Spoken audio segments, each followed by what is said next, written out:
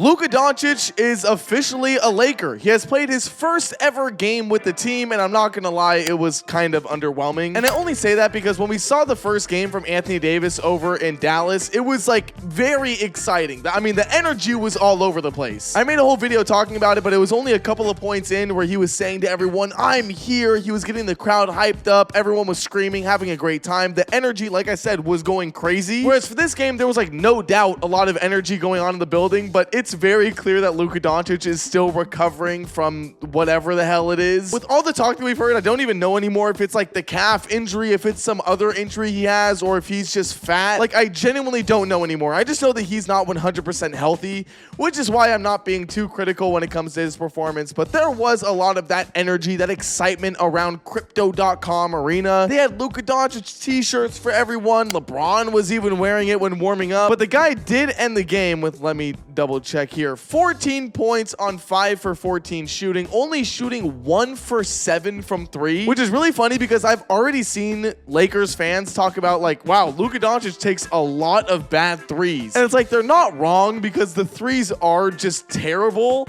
But at the same time, he makes them most of the time, so you can't really complain about that. But yeah, I only say that this is a bad game because there weren't many things that we could take away from a Luka Doncic injury, minutes restriction debut against a really bad Utah Jazz team. Like, I feel like with the Dallas Mavericks, when AD went out there, it was against a very solid Rockets team, right? Like a good defensive team. We got to see how they could play around them, what their kind of game plan was with AD at the 4, and things were working good. Obviously, now looking at it, it doesn't look good because he got injured and is out for weeks and maybe even the rest of the season. But that debut, it was like, I got excited. Like I said, I made a whole video saying, like, I am excited for the future of the Dallas Mavericks, whereas for this game, it was just a blowout. The Lakers were doing their thing, and when I say the Lakers, I don't just mean LeBron and Luka, I mean everyone. Rui Hachimura was automatic. Austin Reeves was continuing his heater from the game before. Gabe Vincent was out there getting some good three-point looks, and so as a team, I look at this game and I genuinely can't tell, is this a game where the Lakers were really good or Luka had a huge impact, or is this just how the game would have gone because they're going up against the third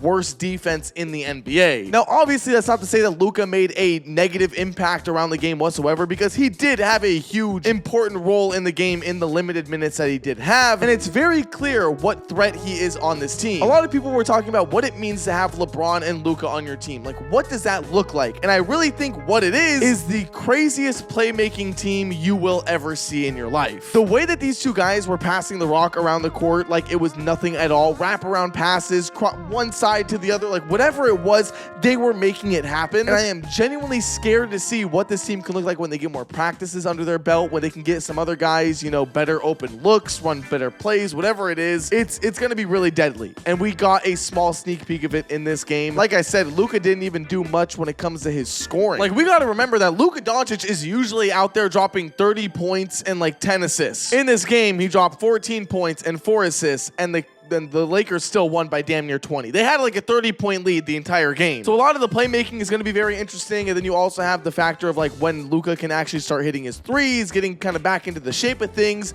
maybe even lose some weight and become really fit again, like rookie Luka Doncic. Who knows? Maybe we'll get there. But there's another guy who very clearly benefits from having Luka Doncic on this team, and it's obviously Jackson Hayes. He did have himself a good game, okay? This entire game was literally just him putting away alley-oops like it was nothing. It's not that hard of a role for him to have. You just look for the ball in the air, you jump up, you tap it in, done. But I will say, I don't think he's going to have it very easy for the rest of the season. Like, people are going to obviously start reading Jackson Hayes, and he's not the best, like, lob finisher. So I don't think that that's necessarily going to be something that we see get, allowed all the time, because once again, the Utah Jazz are the third worst defensive team in the league. So it will be interesting to see how that can translate against a team that is better, especially when it comes to their interior defense. So I am very intrigued when it comes to that. But what if I told you there's a chance the Lakers still get Mark Williams? A very awkward moment in this game was seeing Dalton Kennett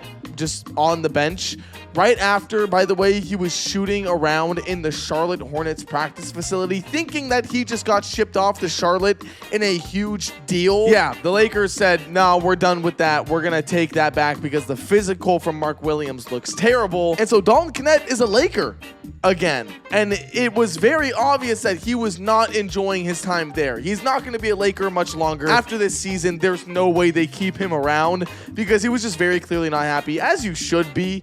I mean, the team just throws you out like you're nothing, and then you expect to come back and be like player for them. I don't get it. But what if I told you there was another twist in this entire thing? The Charlotte Hornets are having the league investigate the whole physical thing and seeing if they could possibly make the move still go through. What it really seems like to me is the Charlotte Hornets maybe tried selling off Mark Williams, knowing the issues that he had, knowing that there were some big problems. They got themselves a huge package in return, a 2031 unprotected first-round pick. It doesn't matter if the team has Luka Doncic on it. That pick is valuable. Also, of course, Dalton Knecht and Cam Reddish in return. Like, that's a huge package for a guy that you know is going to be injured. So my guess is that they showed that offer to the Lakers. They took the deal, and now that it's not going to happen, they're kind of like, shit, now everyone knows that Mark Williams is injured to hell and no one wants him. So my guess is that the Hornets are going to really contest that and try to fight for that move to continue and go ahead and happen. I don't necessarily know the specifics of that as to if the league can force the Lakers to take on a guy when he fails the physical. But sorry, I started kind of going on a tangent there. I'm supposed to be talking about Luka Doncic and his debut, but there really isn't much to go over. Like, with all due respect, the you know, environment was great. It was very exciting. Energy was high. Like I said, they had t-shirts on every chair, but there really wasn't much happening from this debut. Like, maybe I'm missing something. I'm sure Lakers fans are very excited. They can go down and comment below, but it just didn't really feel like we watched the Luka Doncic that we all know. So I'm almost sitting here kind of being like, does this game even like really matter? Like, yeah, it's officially his debut as a Laker, but it's kind of the same thing as if we just like watched him in the practice facility. It's clear he's not fully healthy.